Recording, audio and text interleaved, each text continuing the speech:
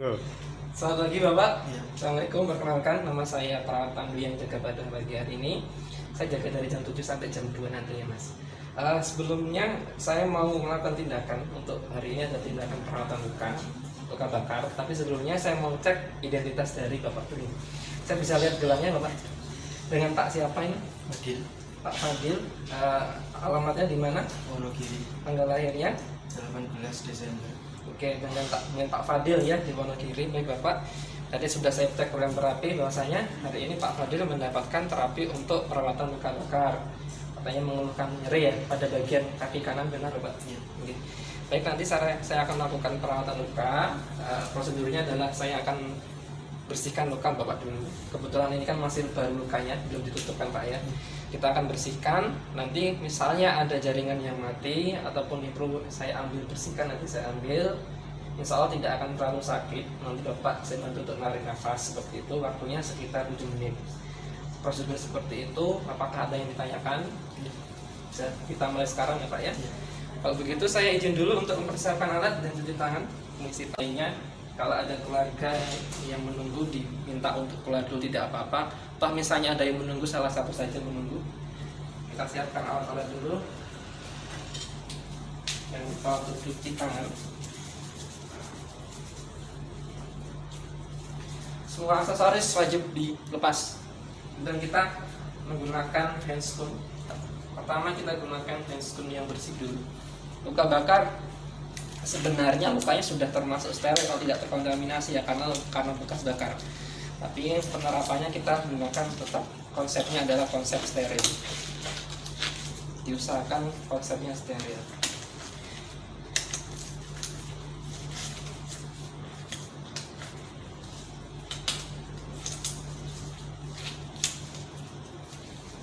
Kita memakai handscoon dulu sebelum ke pasien. Fungsinya selain untuk memprotek diri kita juga untuk menjaga kontaminasi ya. Kemudian kita arahkan pasien untuk memposisikan pasien. Pak Fadil mau duduk atau berbaring? Berbaring. Berbaring ya. Kalau begitu saya buka dulu bagian lukanya nih Pak Fadil. Permisi Pak Fadil. Kita dekatkan alatnya.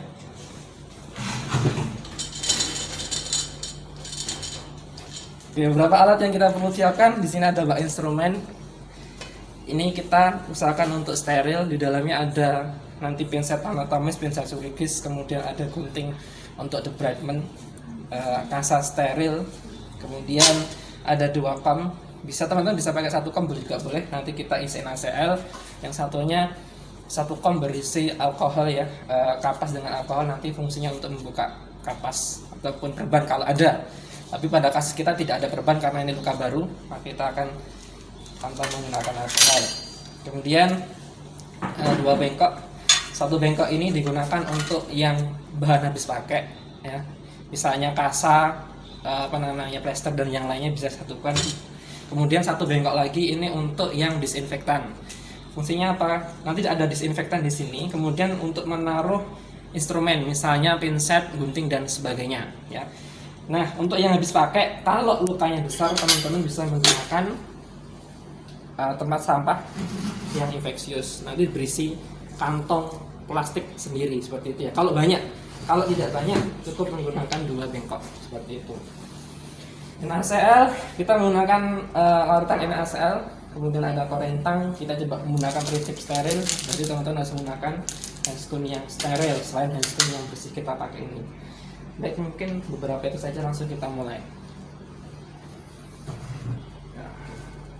Pak Fadil, saya izin untuk sambil duduk ya. Iya. Dekatkan alat ke pasien. Bikin posisi teman-teman nyaman, karena perawatan luka tidak bisa buru-buru juga, tapi sebisa mungkin cepat ya, karena di rumah sakit biasanya ada banyak pasien. Pasang dulu untuk perlak pengawasnya,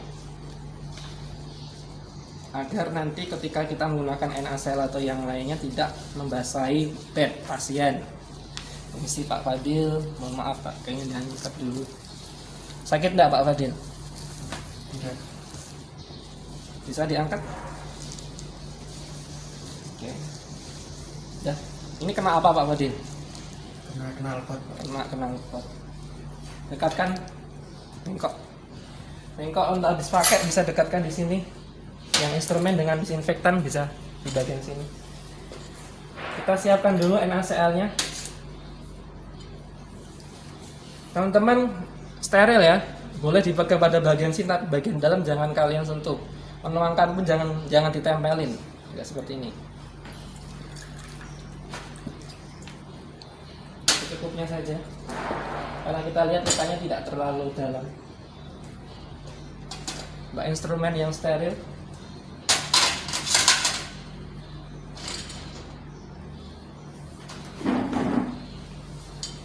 Pertama kali boleh pakai korentang nanti buat ngambil instrumen ya. Kalau kita langsung pegang nanti bisaan.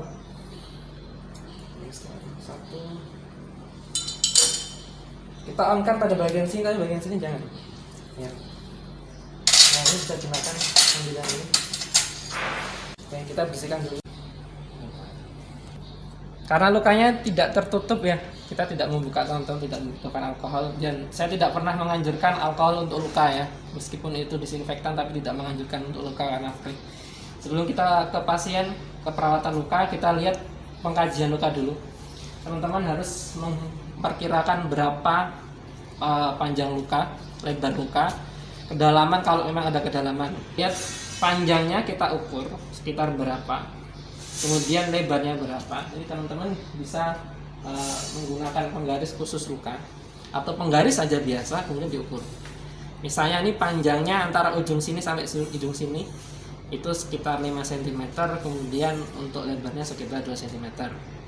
Kebetulan tidak ada kedalaman, berarti kita tidak perlu catatkan kedalaman. Kemudian kita kaji untuk pada bagian luka, dasar lukanya harus tahu. Ini kebetulan berwarna kuning ya, kehitaman. Kemudian ada sedikit gula, gitu kan. Nah, gulanya ini kalau tidak lebih dari 2 cm, maka tidak perlu kita ambil, biarkan nanti pecah secara alami.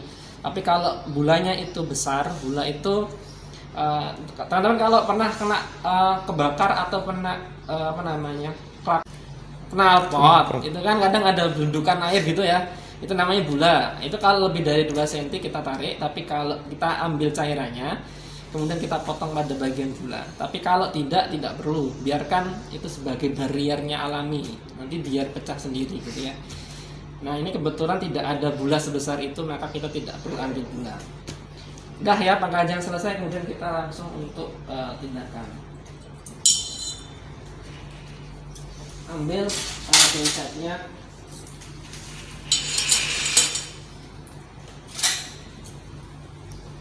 Teman-teman bisa dekatkan di sini.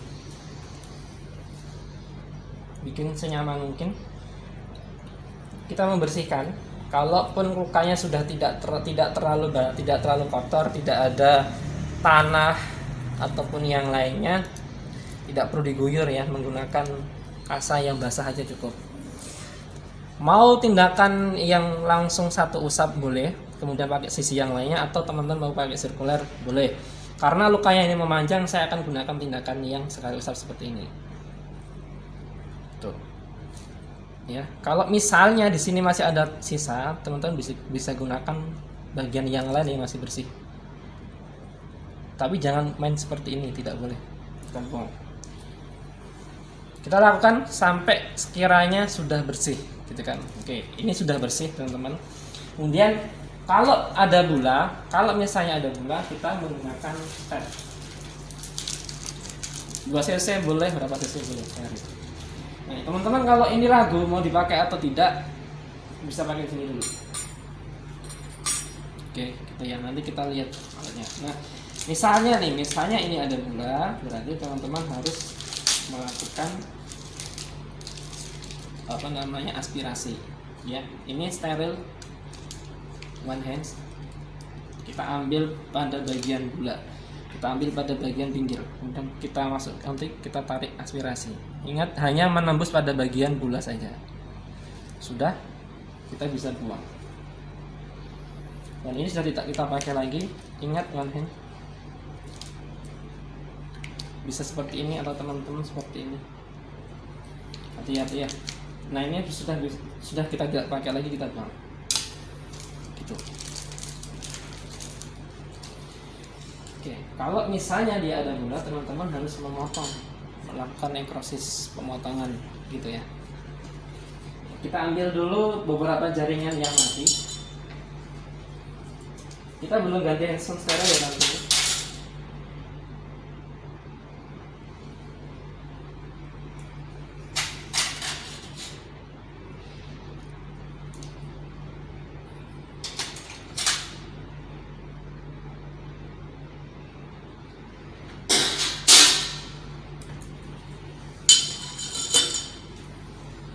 Gunakan gunting yang tajam tumpul untuk melakukan debridement.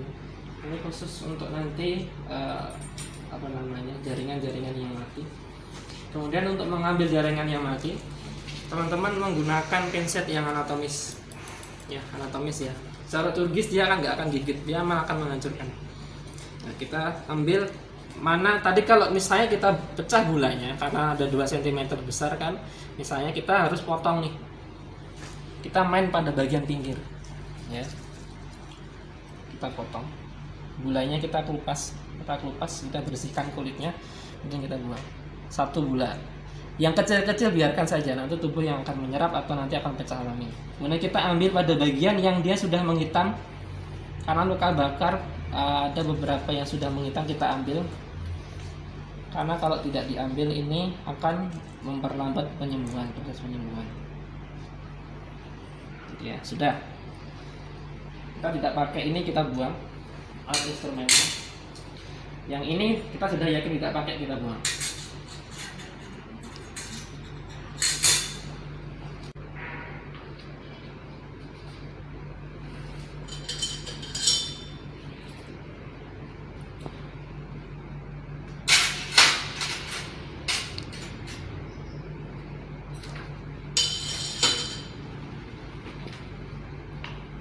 Saya ambil yang baru. Yang tadi pernah saya gunakan di sini, saya tidak akan menyentuhkan pada bagian NaCl agar tidak terkontaminasi. Nah, teman-teman bisa mutar cairan di sini.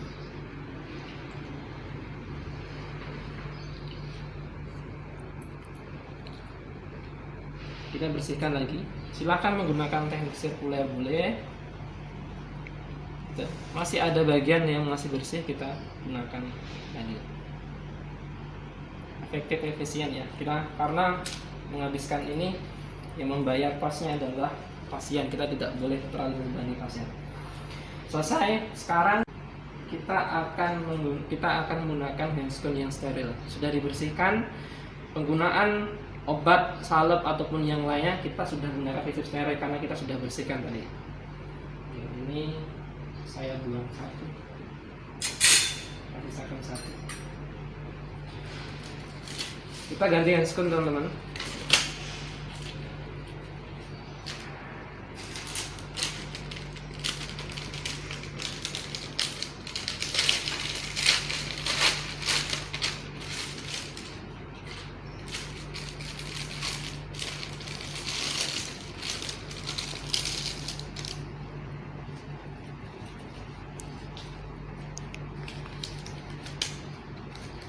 Pak Fadil kemarin kena apa ini? Dengar-dengar kena knalpot ya. Langsung dibawa ke sini Pak Fadil. Iya. Pernah dirawat di rumah belum? Belum. Masih sangat nyeri kah? Lumayan.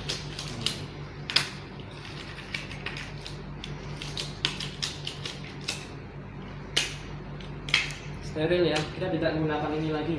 Kebanyakan ini masih pegang yang korentang. Kita gunakan yang ini. Oke. Sekarang boleh langsung kita ambil. Nah teman-teman, kalau teman-teman masih punya ini 2, sebenarnya seharusnya tadi saya sisakan 1 ya, steril, silakan 2 untuk steril semua. Tapi karena mungkin kita lupa atau bagaimana, misalnya ini saya lupa, kita akan on-kan 1 tangan tapi kita sterilkan pada 1 tangan ya. Dan saya masih membutuhkan ini, maka saya pakai. Ini akan saya on-kan, 1 tangan ini saya on-kan. Fungsinya adalah nanti untuk membuka salep, atau kalau kita lupa ya, alatnya ada yang kebuang, ternyata masih kita butuhkan, kita on-kan 1 tapi 1-nya kita sterilkan. Oke, misalnya kalau tadi belum terlalu bersih, kita bersihkan, kita ulangi bersihkan. gitu kan. Kalau sudah bersih berarti kita tinggal keringkan. Luka bakar ini luka baru, teman-teman kalau melakukan sirkular atau usapan jangan terlalu menekan, kita tidak membutuhkan itu karena nanti akan terlalu sakit. Ya, bisa teman-teman tutup gini atau agak gesek tapi jangan ditekan. Fungsinya kita hanya mengeringkan, luka ini sudah steril. Ya, sudah. Sekarang kita akan menggunakan salep. Ini tadi yang on, kita buang ini karena kita sudah tidak membutuhkan ini. Sekarang saya buka yang ini untuk memegang alat yang lain. Saya membutuhkan bisa pakai cotton bud ataupun yang lainnya ya, di kapas ada caranya. Kemudian kita buka satu salep. Saya tidak memberikan endorse syarat tertentu, tapi teman-teman untuk kasus-kasus dengan luka bakar, teman-teman bisa menggunakan salep yang mengandung hidrogel, ada gelnya, kandungan gel, enggak cairan, atau menggunakan dari aloe vera, gitu ya. Kalau lukanya tipis, tidak terlalu tebal, bisa pakai aloe vera atau zaitun. Nah, kita misalnya pakai salah satu salep ini, hanya salah satu, saya tidak akan sebutkan merek apa. Yang penting ada kandungan hidrogel. Kemudian ini sebenarnya dari kita tidak pakai, kita buang aja tidak apa-apa. Atau nanti kalau teman-teman ragu dipakai atau tidak, kita bisa menggunakan ini. Salep yang kita ambil, salep yang mengandung kandungan hidrogel ataupun aloe vera, dan kita oleskan ke seluruh pada bagian luka. Ya teman-teman, untuk pembersihan luka tadi, pengambilannya debridement harus dibikin lukanya sampai merah ya. Nanti kalau ada warna selain merah, misalnya hitam, kita bersihkan. Kalaupun itu ada warna kekuningan, yang itu masih sulit untuk diambil, biarkan dulu. Bisa kita ambil next kalau sudah lunak. Oke, kita bisa pusat semuanya ya. Sudah selesai nih, kita berikan salep tadi aloe vera ataupun hidrogel. Kemudian kita buang. Sekarang kita akan tutup lukanya. Nah ini, ternyata masih kita butuhkan. Kita untuk menutup. Karena ada kandungan hidrogel, teman-teman, biasanya dia tidak akan langsung nempel kepada bagian kasa. Jadi tidak perlu pakai lapisan lagi. Toh misalnya kalau ragu kok kayaknya masih kurang, bisa menggunakan hidrogel di bagian sini, kasa yang pertama, dressing pertama, kemudian kita tempelkan. Fungsinya agar apa? Nanti kasanya tidak terlalu nempel. Itu ya, bisa ini. Misalnya lagi, saya sudah punya Pak, saya ada kok alat ikat dulu ya. Jadi, atau teman-teman kalau ada supratus seperti ini boleh dikasih di sini, ya. Boleh nanti alternatifnya boleh. Kalau misal tidak ada supratus berarti hidronya dikasih pada bagian kasa, gitu ya. Kalau tidak berarti pakai supratus. Misalnya ini saya pada supratus, saya pada supratus. Kita sudah buka. Ini on teman-teman, ini on. Ini masih steril. Teman-teman buka ini, ya. Menggeser aja. Kemudian kita ambil. Di ukurannya disesuaikan untuk kondisi luka ya.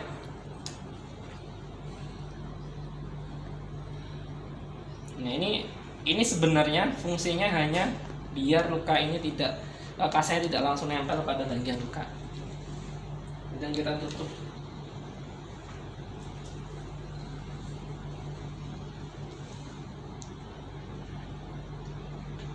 Dressing pertama, dressing kedua. Setelah ini sebisa mungkin tidak menyentuh kasa. Tapi toh misalnya kita perlu menyentuh kasa, sentuh pada bagian sini. Ini di luar, bukan di bagian dalam kasanya, gitu kan luka. Tapi ini boleh kita gunakan seperlunya ya. Nanti sambil kita kaji besok, kalau eksudatnya banyak, buang. Kalau eksudatnya banyak berarti teman-teman harus menggunakan dressing yang lain. Kasa yang 2 lapis mungkin tidak akan bertahan. Pakailah yang lain. Sekarang kita akan menggunakan hidrofik.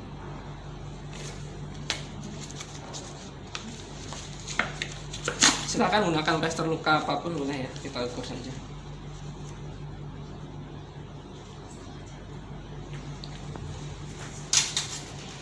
Gunakan gunting khusus untuk plester ataupun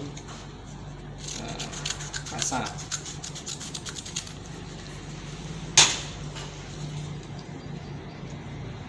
Udah kita buang.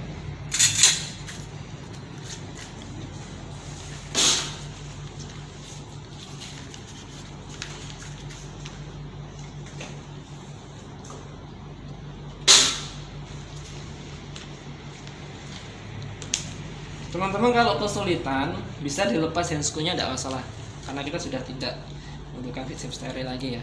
Tapi kalau sudah terbiasa menggunakan ini bolehlah kalian masih pakai handscoon. Oke Pak Fadil, ini saya pasang ya Pak Fadil.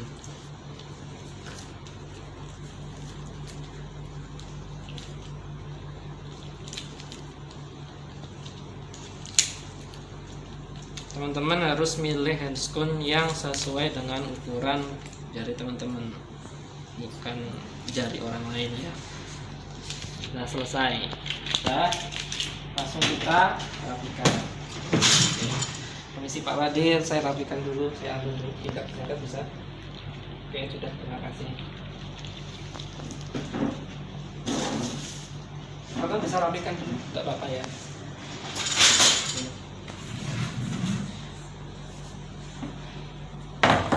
Kita rapikan pasien dulu. Kita masih pakai ini tidak masalah. Selama ini nggak basah. Tapi kalau ini misalnya basah atau apa, kita ganti. Tapi kalau tidak, kita gunakan dulu untuk memprotek diri kita juga. Kita rapikan pasien. Pak Fadil, saya pasang lagi untuk selimutnya.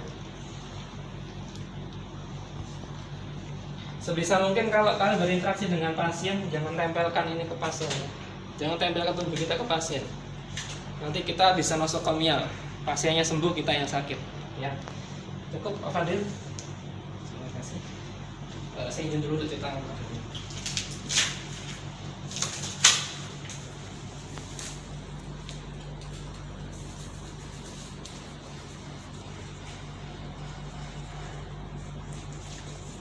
Sudah, kita langsung ke tahap terminasi. Pak Fadil, hari ini sudah saya lakukan untuk perawatan muka. Bagaimana tadi perasaannya? Sedikit nyeri kan Pak Fadil? Baik, tidak apa-apa ya. Nyeri itu hal yang lumrah untuk luka-luka yang biasa. Itu membuktikan bahwasanya jaringan Pak Fadil masih aktif atau masih hidup. Tapi kalau mati rasa malah repot gitu ya. Nanti bertahap Pak Fadil, 1 hari lagi, besok kita ketemu lagi untuk saya cek apakah perlu diganti atau tidak ya. Biasanya 1 hari. Mungkin seperti itu. Sebelum saya tinggal dulu, mungkin ada yang ditanyakan atau ada yang bisa saya bantu? Tidak ada. Kalau gitu saya izin dulu untuk permisi. Nanti sekitar 1 jam lagi saya akan kesini untuk melakukan tanda-tanda vital, pengecekan tanda-tanda vital. Terima kasih Pak Fadil atas kerjasamanya. Selamat pagi. Assalamualaikum warahmatullahi wabarakatuh. Lupa DSDO, kemudian kalian rapikan alat. Ya, dah, ciao.